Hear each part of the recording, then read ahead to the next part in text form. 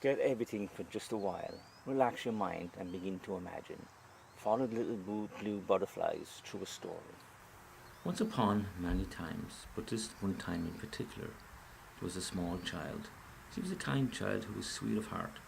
She had a hair the colour of chestnut shells when you polished them, and curls like a cherub. Her cheeks got rosy in the slightest chilly wind, and brushed with burgundy in the summer's sun. She had not a cruel streak in her body or soul. She shone with innocence and kindness, for this is all she knew. If you look into the pool, you will see the child's reflection. There was something about the child that tended to make some people uncomfortable and made others embrace her. She walked a little differently and talked a little differently. She had her own way of seeing the world around her. Most people could not see through her eyes, but some who knew the message could, those who had talked with the owls. One day she went out walking in one of her most favourite places, through beautiful paths in the woods near her home. Some paths led up craggy hills where she sat and learned and leaned on twisted fir trees. She often sat there and dreamed of all sorts of childhood dreams, castles, dragons, speaking with the animals in the wood. Some paths led through thicker woods where the moss was an emerald green. It was so thick that your foot would disappear when you stepped in it. At a particular spot, she paused under a large white tree. She sat very quietly and called out, "Chickadee, chickadee, chickadee." Her little friends flew down and landed in her hands. She picked a wild yarrow under the feet and broke off little pieces to feed them. And she looked at the beautiful viburnum bushes that still grew near an old barn nearby. She continued on a random path that opened up into the meadows when the sweet grasses and flowers blew softly in the wind. Here she watched the honeybees and grasshoppers with great curiosity. Sometimes, if she was lucky, she would spot a green garter snake sunning itself on an old stone wall at the edge of the meadow, surveying the ferns underneath for tasty flies. The creatures she most delighted in watching were the butterflies. The child loved to watch them fit and fly, hover and land ever so gently about from flower to flower. She liked them in particular because of their grace. She often dreamed of being able to fly herself, to be able to just lift off into the sweet breeze and alight with poise and beauty whenever she chose. She headed out into the meadow to look for some. Much to her surprise, there was a group of children running in the meadow, flying a kite. It looked like such fun. The kite was making flittering, flowing shadow across the meadow. She imagined it was a great mother butterfly sheltering all her little ones. She ran out to chase the shadow, laughing with joy. She shouted hello to the children, but then something happened. That often happened with the child. She tripped. The children stared at her and did not respond. They pulled the kite in closer and began to laugh. The child wanted to laugh with them.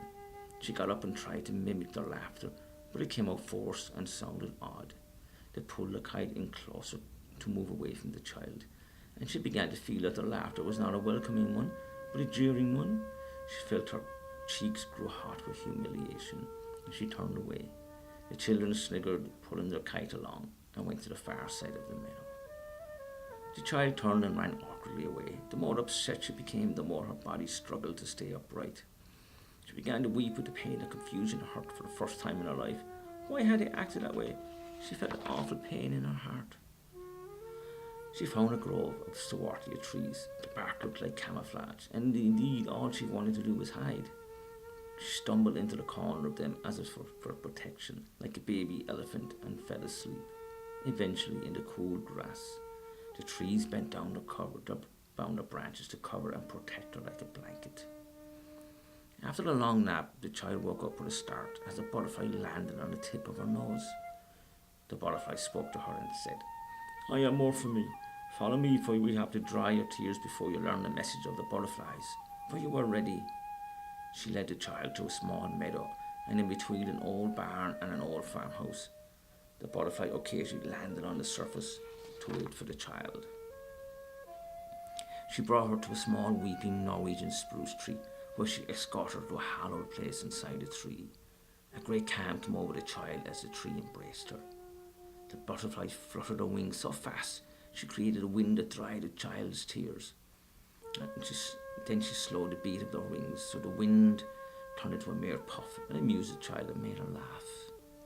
It is time for you to be shown a message of the butterflies. Follow me down Dogwood Alley, but do not rush to see what is at the end. Take your time as you walk and look around and see what you will see and ponder it, whispered Morphin. The butterfly stopped and hovered over each thought as the child moved through Dogwood Alley. When she came to the end, which was really a beginning, she watched the child look up before her at a wondrous sight. It was a figure, neither man nor woman, but a being of awe. It was clad in all things beautiful, moss, plants, vines and twigs, richness and starkness. The creature held out its arms while hundreds of butterflies seemed to draw a light from it. It was an unreal sort of light, the kind of light you see around certain people when they come into a room, or a particular time of the day when it stops and you see clearer for a moment. The light was bound in the nectar that the butterflies easily drew in. It made her speechless. This is a boon, said the butterfly. It feeds us with its nectar, and in turn we take the message of the light to all the places we go. The nectar contains the light you sense. It falls off our wings and is left in our tiny footprints. We also leave some wherever we drink, in the petals of flowers, fruit and nut trees, and sometimes on the noses of little children. The child watched for a while and then asked, I don't understand how light can be a message. The butterfly moved her onwards, saying, Come and ask the great Strigody, the wise owl. They walked around a boon in a sort of orbit to the red cedar nook, where they peeked inside and saw an owl nursery. This is where the wild owls are born. If you're lucky and seek one out and find one, they can help you understand the light. You may not understand the answer for a long time, but it will float around like butterflies and come to you when you are ready, spoke Morphy as she landed on a nearby branch. Go in. The child asked the largest owl, What is the message that the butterflies bring? I thought they only collected nectar. All the baby owls were quiet, but they had to learn too. And the great Strigody spoke. A boon holds all that is good in the world. To hold onto his nectar would only make it ferment and turn foul. The butterflies know this, and they gladly spread it around. The spreading of the nectar quenches their boon, and this being feels the power of the nectar going out of it like tributaries of a river. The nectar's light flows into all parts of the earth, and only by embracing that light can it be restored again. The lack of spreading it is the beginning of the end of a boon. I have never heard a message, and I've seen lots of butterflies, said the child. You have heard them, looked at them, and touched them, my dear, but now you must learn to listen, see, and feel them. And then the grey Strigody yawned and curled his head under his wings and fell asleep. The butterfly and the child continued to ring around the boon, and they came to a small group of trees that was filled with little people. It was bursted with bubbly, bursting energy. They sang and danced and played instruments and told tales. It made the child laugh. They welcomed the child and forgot herself for a while. Morphine told her it was called a tree of joy, and it was a place that made one forget sorrows. She let it explore it for a while to fill her up with good spirits.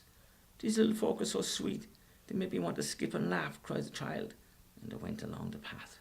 They continued to loop around a boon, occasionally glancing at the butterfly activity around the bean. At one point, when they looked back to their path, they noticed something new. In a dark shadow was an old wooden object. It was part tree and part cupboard. On it was a tiny door with a little brass key in the middle of it. Oh, look, said the child. Can I open it? Yes, go ahead.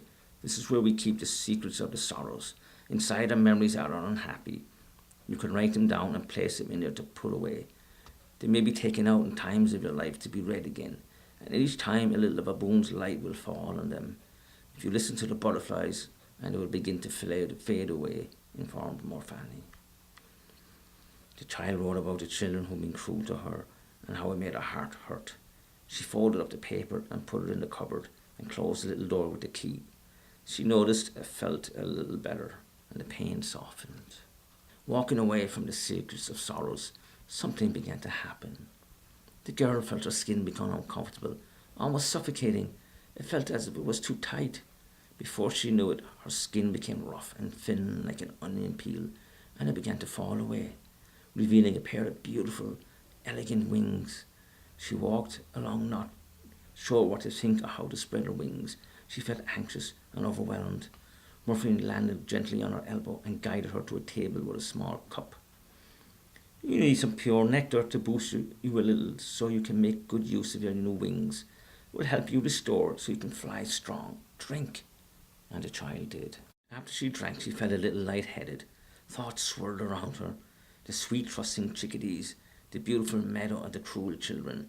The thoughts, wise owl, funny little people, the note she put away, and a boom sending out nectar and watching it all. Then her head cleared and her wings spread out and she began to understand. She fluttered unsteadily into a beautiful glade. She felt somehow as if she had grown. She tried landing on a silver fir tree. When she looked around, she saw her old daydreams. There was a bird bath for her little friends, and a house to shelter them. Fantastic little castles overgrown with flowers, and troubadours singing wonderful ballads. They were sweet and beautiful, and she flew on, alighting here and there, her wings becoming stronger with each little flight. Next, she flew up a little higher, trying out some height. She found a dragon's nest in a Chinese chestnut tree. She settled on it for a while, and then she saw the children still flying the kite in the distance. She flew down to Murphy to ask if she should tell them to come over and follow the path so they could fly too. The butterfly replied, "You now truly understand, child. With that generous thought, I can see you have listened to the message of the butterflies, and in turn are helping to spread the light.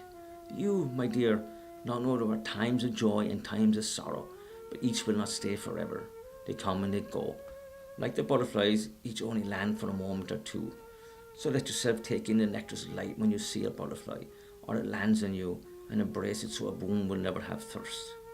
With that, Morphe fluttered away. The child thought about the children and their unkind behaviour. She thought to herself, perhaps they're not ready to hear. The turn will come and a butterfly will go to them, and they will learn to fly too if they will listen. For now I will carry a little sorrow for them that they do not understand, to see, to hear, or to feel the light when it is fluttering in front of them. So they cannot spread it yet. I can spread it though. She opened her wings, felt for the gentlest breeze, and floated off, gliding as graceful as she always imagined.